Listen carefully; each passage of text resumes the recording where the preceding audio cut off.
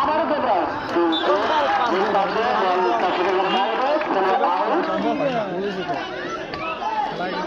দেবরাজ আউটের করছেন দেবরাজ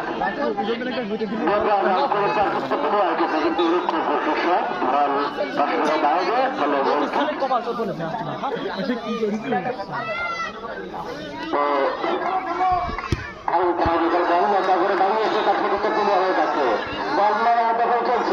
সেখানে ক্লিয়ার করবে আমরুল। আমরা জানি আমরুল অত্যন্ত দুর্দান্ত খেলে থাকেন তিনি।